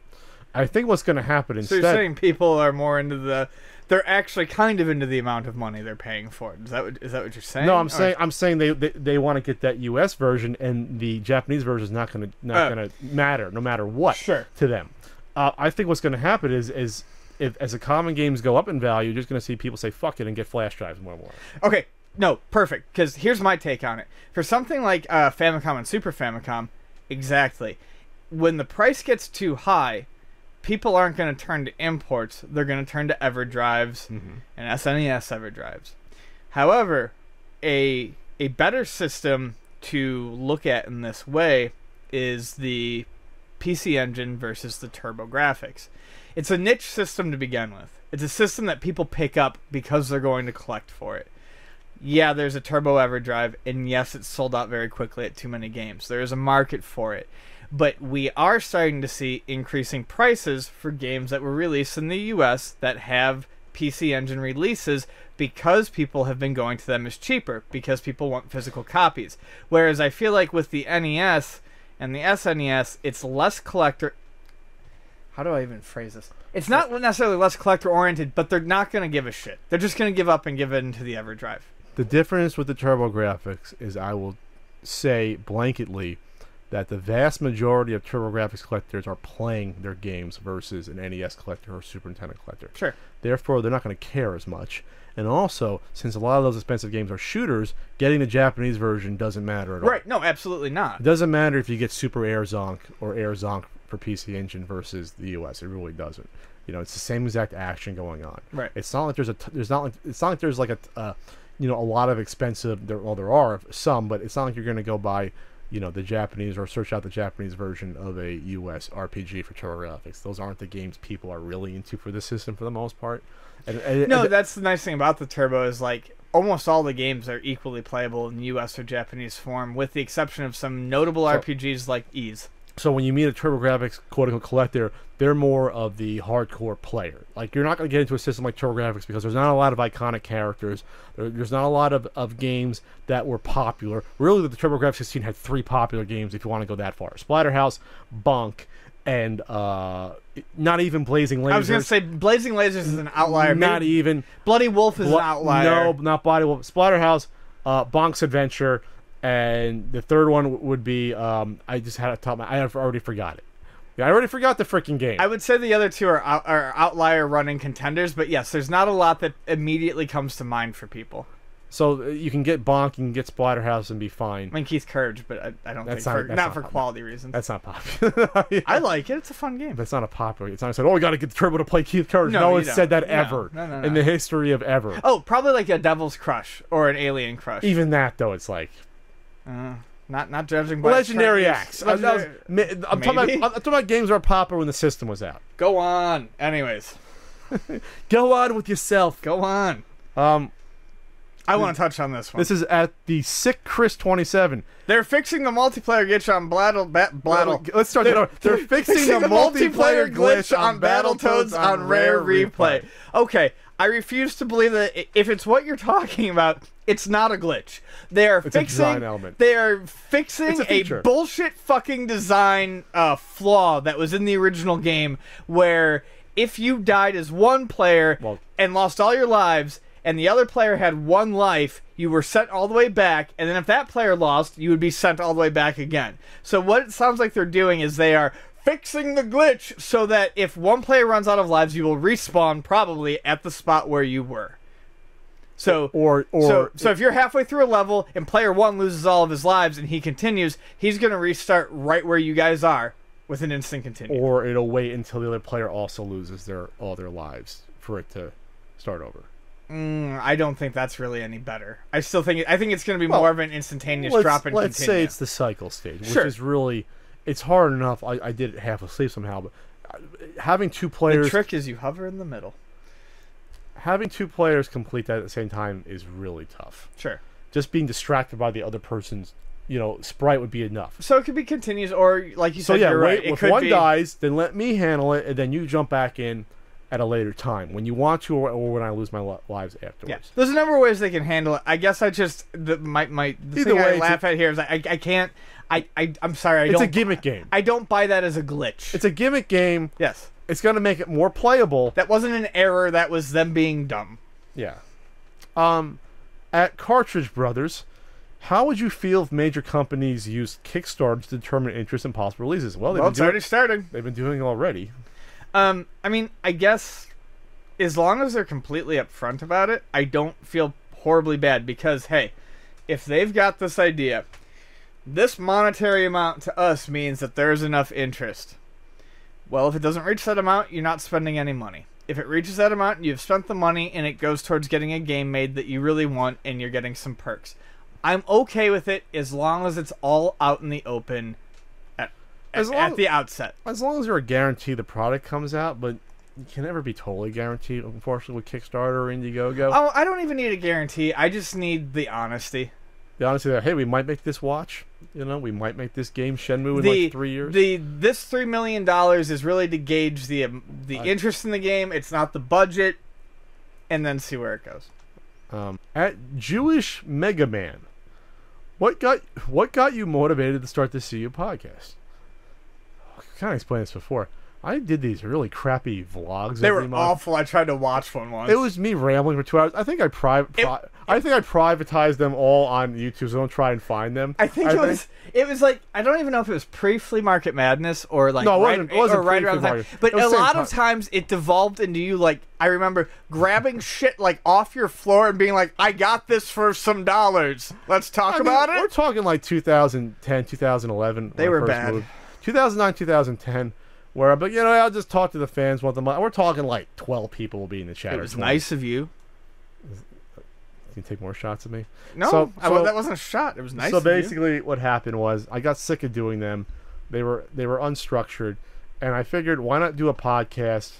And then Ian claims he said he wanted to do the podcast with me. I don't remember that, honestly. My version of the story is that after he stopped doing the vlogs, I immediately suggested he do a podcast, but he did not have interest at the time. A year later, he suggested that we do a podcast independent of my suggestion, and I said, sure, why the fuck not? But the important thing was I suggested Ian do it with me.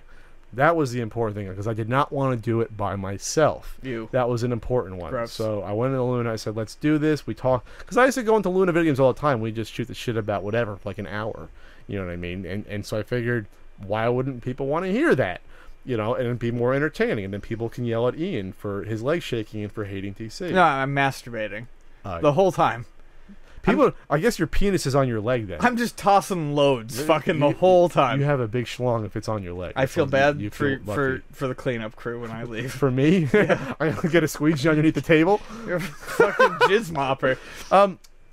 So that's really what it was, and I think people like listening to us, and we're honest. Like we said this during the 50th. During the 50th episode. We're endearing in some weird way. I don't know. People like our hair. I'm so fucking tired. We both have hair. Well, we're almost done.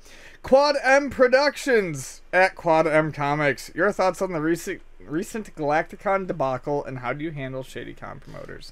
This is what happened. Galacticon, I think, was like the fourth of like this Battlestar Galactica promotion. They also had other sci-fi guests, like the original Battlestar Galactica. Some Babylon people, 5, some Firefly. Lost in Space, even. And I saw what happened here was, I guess they were doing this new event, and then they had to cancel.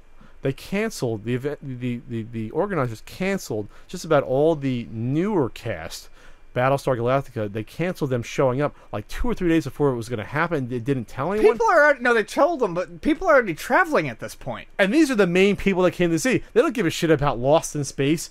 You know, people from like the 60s. You know, they don't care about that. They care about seeing. It's in the name, Galacticon. They want to see Battlestar Galactica people. So they try to lie, though. It seems like the promoters said, "Well, we lost our hotel block," and then there's 200. No, they said that they lost their deal, and that suddenly the rooms were $700 a night for the guests that they wanted. When people immediately went and checked the hotel, and there were open rooms available for $225. So this is penny wise, dollar short. It's like, if you're gonna cancel any guest that's shitty enough, well, why would you cancel the guest that people came to see, like the #1 guest? If you gotta cancel them, cancel the crappier ones. If someone has to get slashed, or I hate to say it, take a loss on your fucking event. You promise something, follow through with it if that's the case. Or it's even worse if they're already making a profit and just want to cut out 5 or 6 rooms of, you want to cut out and cut out a couple $1,000s or make a couple $1,000. It's just gross, whatever way. You're killing your attendee base for the next con you have. And that's all the problems with the shady events, is that you didn't realize that sometimes you're going to take a loss. If you're starting out, you're going to take a loss, usually on a convention. You're going to have to do that because goodwill is more important than your loss you're going to take. Exactly. I never thought I'd be able to use this knowledge, but it's Rave Promotion 101. You do it and you take the loss because people go, hey, that was a great fucking party. Those DJs were awesome. They got in big names. They don't know that you lost a couple grand. Big fucking deal. You throw another party, you get bigger names, they tell their friends, and everyone shows up, and you fucking profit. Because now this convention's probably done. Ruined. It's done. Because this is the 4th one. There probably won't be a 5th. Because they were unwilling to take a loss on their 4th year, they can't have a 5th year. It's short-sighted. It's nonsense. And I would go further. If you're not dealing with something broad like comics or anime, if you're dealing with something that's very specific, now Star Trek is long and old enough that it doesn't matter, but like if you're dealing with something like you want to go to a Battlestar Galactica convention or a My Little Pony convention or something that's so goddamn narrow in its fan base, you have to understand that this is being put together by people who are fans first, business people second, and something fucked up is going to happen somewhere. Is that all we got? Dropping the mic. I dropped the twist tie. Boom. All right. At Corey Rupert 1, should established YouTubers, I guess YouTubers / podcasters, mentor smaller YouTubers / podcasters, or encourage them to make it on their own? I don't think this is an easy answer. It's not like there's any requirement or law that's saying you have to mentor someone. Me personally... Well, he's not asking about laws. He's asking should. Is it good? Of course it's good. I've taken smaller YouTubers under my wing in the past, or I don't say they were smaller starting out. Guys like MatPat, I knew them before anyone else knew them. And what are you doing that for? Oh, dude, I was just trying not to burp into the microphone. But seriously, I used to talk to MatPat weekly when he was first starting out and sort of show him the rope. Are you snickering because I didn't do that, or because of how it turned out? Oh, I banged my elbow. You banged with your elbow? Yeah. But I used to talk to MatPat every week for like the first 1.5 years I knew him. And Billy and Jay, when they started out, I sort of showed them the YouTube ropes and showed them, I'm not saying I mentored them, but at least showed them, okay, this is what you want to watch out for. This is a They probably murdered that rope course. I mean, have you seen Jay's upper body strength? It's insane. You're saying I worked out with them? Is that No, you said you showed them the ropes. Oh, the ropes, the rope climbing? I made a joke, yes. But no, there's been some guys that I looked for talent in the past. I used to do it for Retroware. Guys like Joey Rue, that he's cute. He's just such an adorable guy. I love his Lego hair. But I looked out for these guys, and not saying that I helped them do everything, but at least was there for advice or gave advice, sometimes unwarranted, sometimes unwanted, but I was there. And you can do that. Unfortunately, when it gets to a point where there's tons of people ask you questions about what to do, or can you watch my videos, blah, blah, blah. It's hard to do that. But if I see someone that's quality, I will reach out, or I will say, hey, your stuff is cool, blah, blah, blah. But it's harder as you go along. When you have a lot more responsibilities, it's harder to say, I'm just going to mentor someone. And it's not like a Big Brother program where you can say, hey, I want to be the big brother to this unfortunate young soul. That's not how the game works. It's just becoming friends with someone, or someone starting out. But again, unfortunately with YouTube, nowadays it's hard for someone starting out, since there's a glut of talent and a glut of channels, and everyone's trying to, make their mark. Right. So it's tough. Would you mentor someone, Ian? Who the fuck wants me as a mentor? I'm like the drunken kung fu master. Like, you only choose me because I'm your last goddamn option. And then you go on to win the karate tournament and bring honor to your family. Even though I said kung fu and then karate. This is for you, Shidoshi. Yes. We got a podcast Patreon. It's patreon.com/pixelsickle. And we appreciate your patronage. We got a t-shirt that I'm going to do at some point. I got a book that I'm writing, I think. That's going to come out. 4 more entries, and then I'm done. Yeah. Well, you got to look at some of the other ones. Yeah. You got to do that. And then I have to go to I'm going to be at Game On Expo in Mesa, Arizona, September 25th to 26th, I believe. And then I'll be at Retropalooza, September 27th, 28th. I think that's roughly in my head. I'll put out a video for that stuff. And then I'll be back at Portland Retro Gaming Expo in October. And then, check us out on... What are we on? We're on iTunes, Stitcher, your RSS feed. Sure, if you want to leech off my bandwidth, you can do that. All sorts of things. And I'm shocked I got through this podcast. You've said that 4 times. I have high blood pressure apparently. I have low. I think because I'm so stressed out and just worn out, and I haven't had a vacation in 5 years. I have no idea how I have low blood pressure. I don't either. Yeah, it's ridiculous. I'll trade your blood pressure for my heart rate, my sitting heart rate. Blood thinner. Blood thinner, is that what it is? Yeah. I guess that's something to do with blood pressure, blood thinner. It does. Yeah. I mean, probably. So for Ian Ferguson and Pat Contry, we'll see you in 2 weeks. I jerked off 82 times and came 70 of them during this entire podcast, just so you all know.